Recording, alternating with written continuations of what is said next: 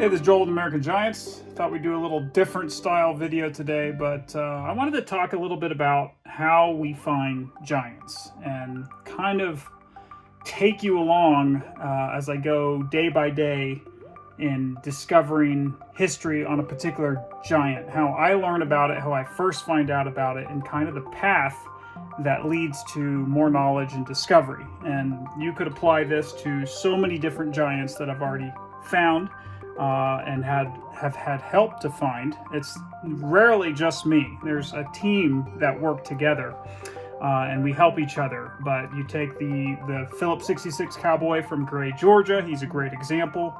It took Dave Disler helped me in that one, but it started with an old picture.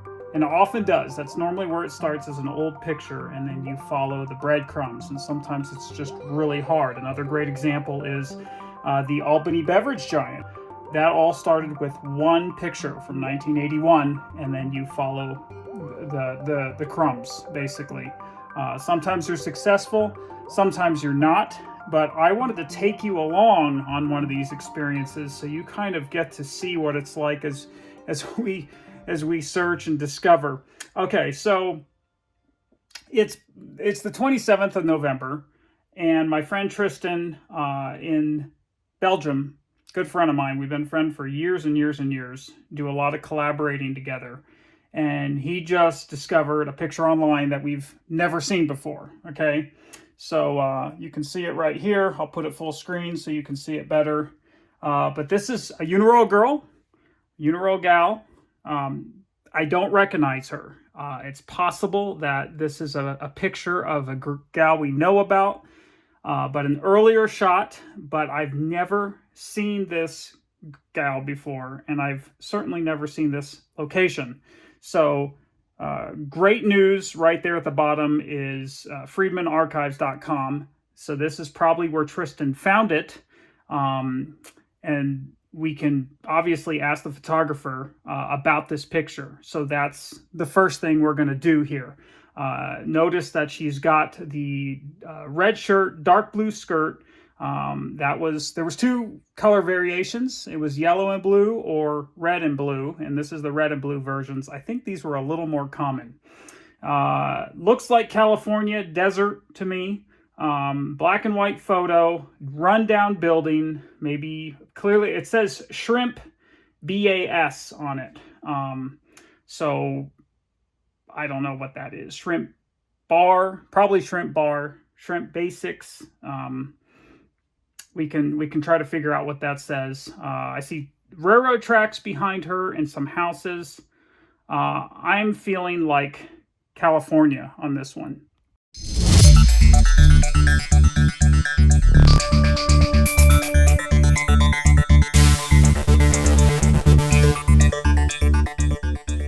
Picture looks like it's taken 1970s or 80s. Tristan asked me right away, could this be the Pearson girl? So there's a Uniroyal Gal in Pearson. I know that she was not originally in Pearson. Let me pull up here where she was, but I do have a little bit of information on the Pearson girl, and she was in Ridgecrest before she went to Pearson. However, the girl in this picture, clearly visible, she definitely has damage to her. She's missing a whole arm, and she's missing a hand in the other one. So I told Tristan I don't think this is Pearson, because the Pearson girl has all her arms, and that would require a repair job from this point to that point. Very unlikely. And when they did repair jobs, they were horrible, and you could see all the damage. So I don't think this is Pearson, but I do think it's California. Good news is Tristan reached out to the photographer and started a chat with him. And as typical, this many years ago, he thinks it was probably taken in the 80s, and he doesn't remember where it was, but he thinks it was in the Barstow area. Okay, so we'll start there, and now I'll start to look in Barstow. I'll use satellite view on Google, and it has to be next to train tracks, so that eliminates a lot of places.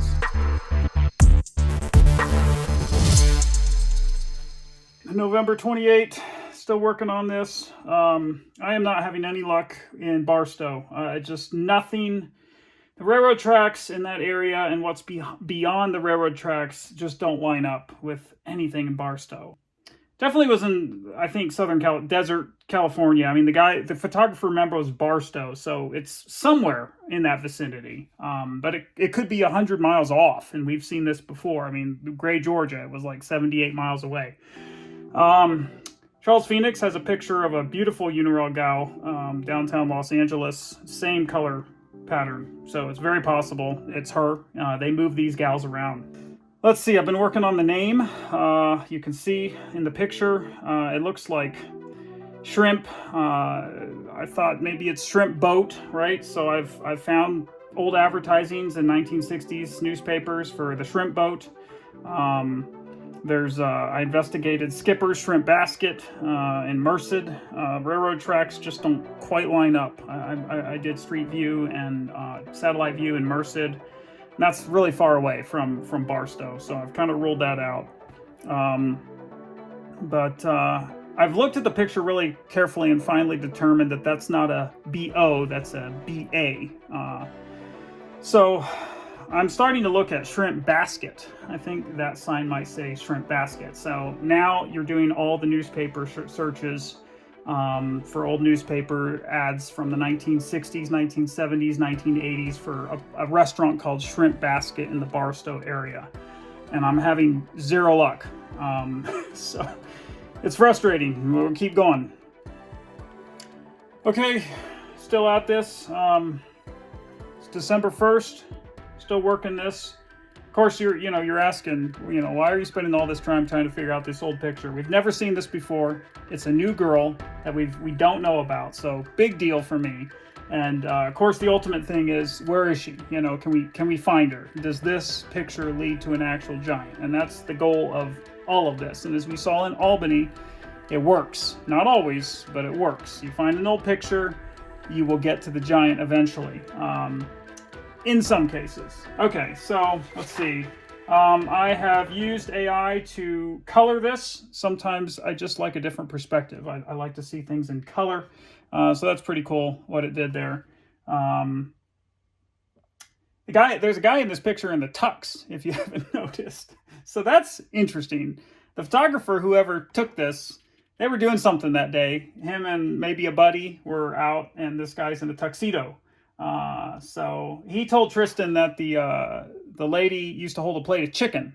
So maybe this place sold chicken as well as shrimp. Who knows? I'm at the point now, December 1st, where I'm going to rule out. I'm going to rule out Barstow. Okay. Gary, the guy who took the picture, he's been very cooperative. He told Tristan that it was early 80s, so we have a rough date here. This is quite a few years after the girl was actually used, so that makes sense why she's all beat up. He talked about the plate of chicken. So I'm expanding the search radius now past Barstow.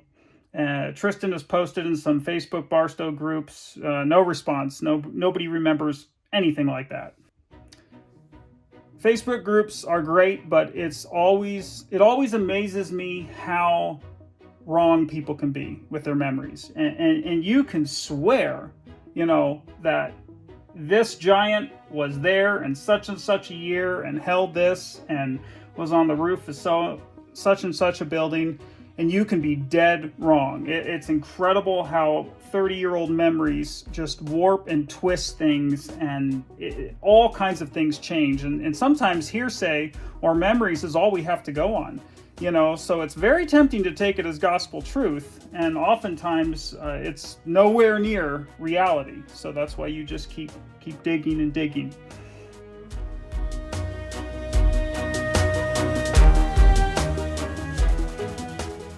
Okay, December 2nd, still working on this. Now I've really searched Daggett, using satellite imagery from the 1970s and 80s and also modern. I don't think it was there. I'm continuing to do old newspaper listings. I'm finding nothing. I searched Yermo, California extensively, nothing. And yeah, always studying the picture, you know, always looking for more details, the architecture of the building, trying to match up other old restaurants that could have had that. I think this building could be long gone because I just can't find anything remotely close to it. Just a fascinatingly, it's one of the cool pictures, you know, there's all kinds of vintage pictures of giants, and this one is just, it just fascinates me. Everything about it is just really, really cool. But I have committed fully at this point to that name is Shrimp Basket. I think we've now found the name of the building, unfortunately, that is not turning up in any searches in this area.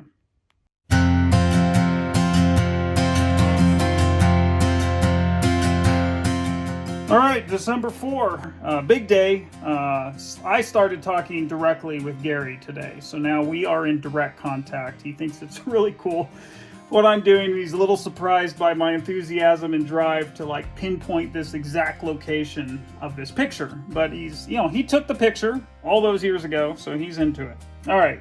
So the name of the guy, the name of Tuxedo Guy, as I've been calling him, me and Tristan have been talking a lot, and we call him Tuxedo Guy.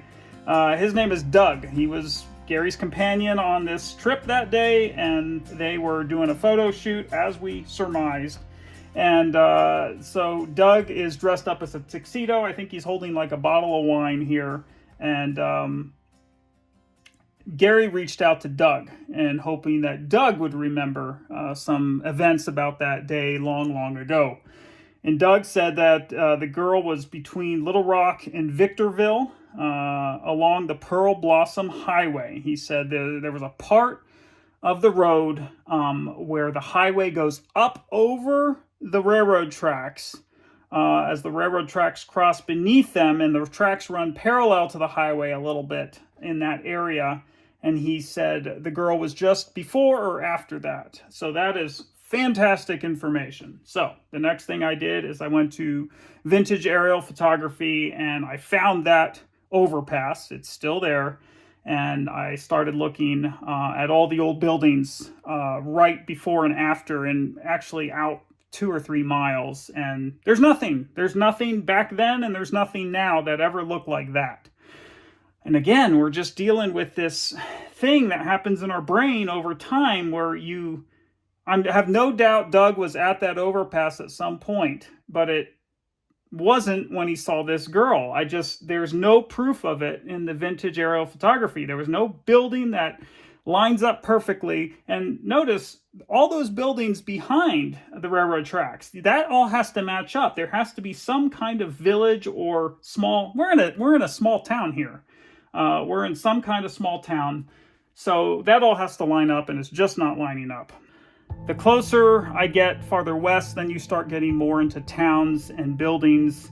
And I don't know, I just feel like I've started to go west, and I'm feeling like it's looking more like this picture in the background.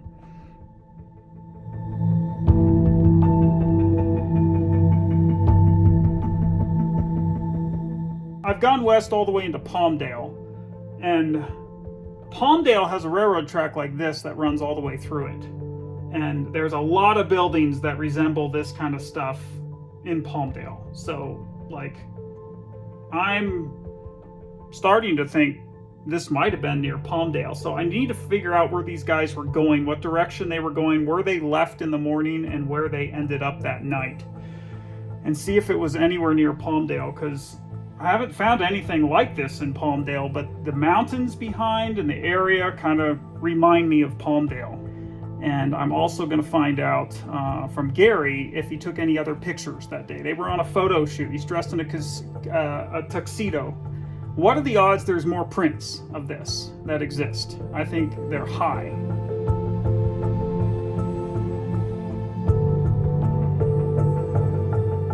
It is December 6th. Still working on her. Trying to figure out where she is. This just goes to show you this stuff does not happen in a day. Sometimes it takes years. This one is actually progressing pretty quickly, so I like that. So he went through a box of proof sheets and he found the exact date of this picture. That is cool. It was January 1981 when he took this picture. Gary went through his boxes of pictures and he found what's called a proof sheet. I used to do this in college. I took an old black and white photography class and we'd always make a proof sheet with everything we shot on the roll. So he found his proof sheet and he sent me the proof sheet. So there are a number of pictures that he took that day of the Gal, as I had hoped, and this just opens everything up and gives us so much more information. This is really incredible and very, very exciting. So let's see. In total, he took 6 pictures of the girl that day, and the 5th picture is the one he posted on his website. So that's the one we've been looking at this whole time, and our only shot of her for all the clues. Okay, but the good news is picture 1 and 2 on his proof sheet are a little wider shots, and they pan farther to the right so we can see what's down the street. So this is a huge deal. This proof sheet also proves that I do believe it says shrimp basket there, and I believe I see chicken there as well. The first photos he took that day have really been an eye-opener. We can see the street she's on and the rest of the building, and there's actually buildings beyond her. So we see more of the surrounding area. I also heard back from Doug, and Doug says that they left LA in the morning and they went up past, is it Magic Mountain? Anyhow, they went up the highway, turned off Highway 5 and went out towards Victorville. But he says that it's very possible that they were in southern Palmdale, which is the town that I've been looking on Street View in and feel like it's a really close match to this picture. So that's good. That it could be Palmdale that she's in.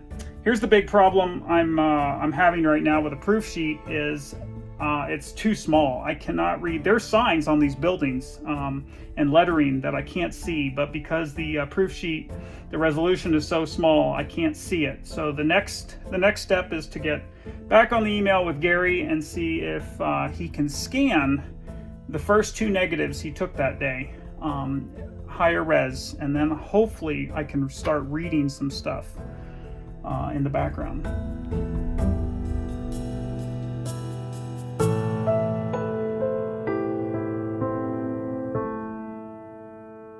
All right, at it again. It's December 10.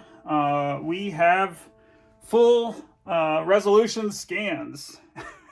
It's so cool. So instead of the proof sheet, I now have full scans, and I can see in the background, and it's Palmdale.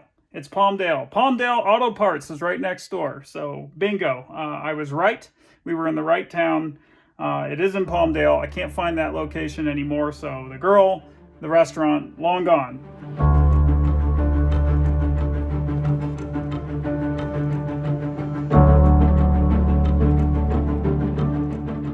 Okay, it's December 11. Still working on this. We've figured out where she is now. So that's a big plus. Palmdale Auto Parts, I found the address where the building was, so now I know where she was exactly in Palmdale. And the reason this has been so hard is because that section of Palmdale looks nothing. It looked nothing like it does today. Today, that area right where she was has a sidewalk through it, some trees. It's along the railroad tracks. It's not really a park, but they've made it. They've kind of made it look nice right through there, and the highway just goes by. Back in 1981, when this picture was taken, the highway went by, but there was a frontage road, kind of where that sidewalk is now, and then this whole row of buildings and businesses. So there was BJ's and EE Debs, and I've actually found a picture here showing it. How it looked back then, and then she was like just behind where this picture was taken, and there was that little burger place, there was a tire store right there, and then the Palmdale So she stood right between this tire store and the burger place.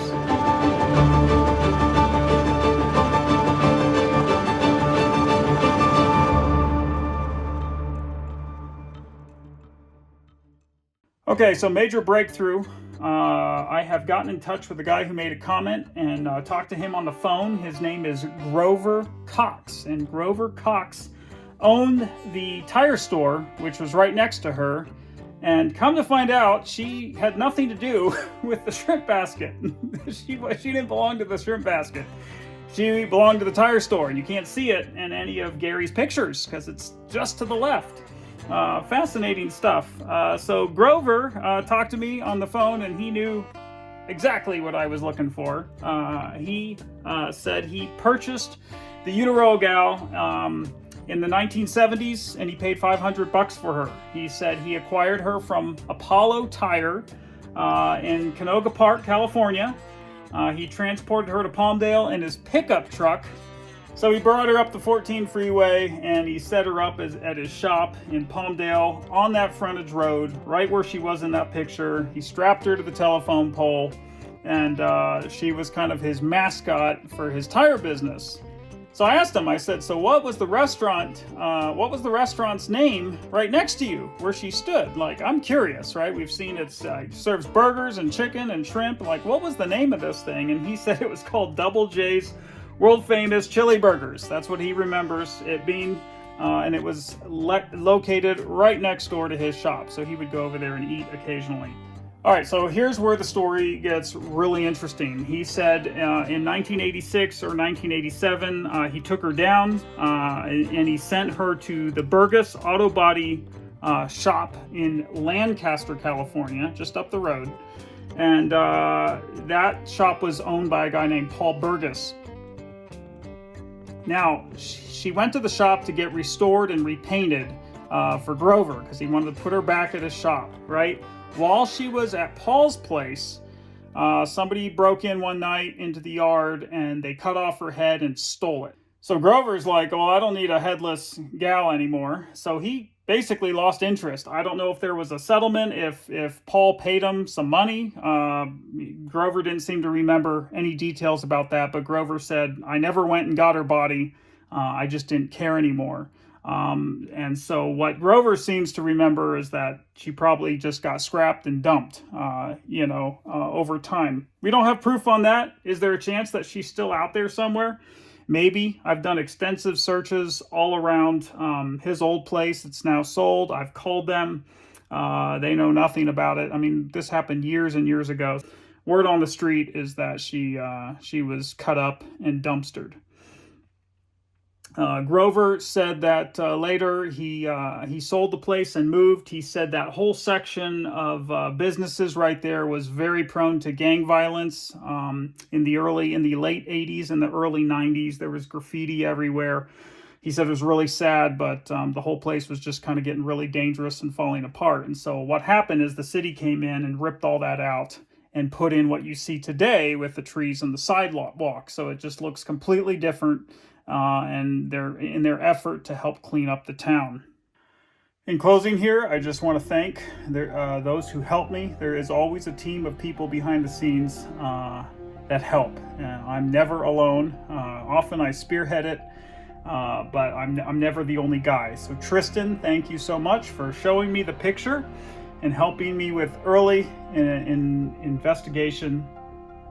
Gary Friedman, huge thank you to you. You went above and beyond, digging in your basement through old boxes of pictures to help me solve this mystery. So huge thank you to you for taking the picture in 1981 in the first place and for helping me find it. My friend Jeff Kunkel with Vintage Roadside, he was a big part of this behind the scenes.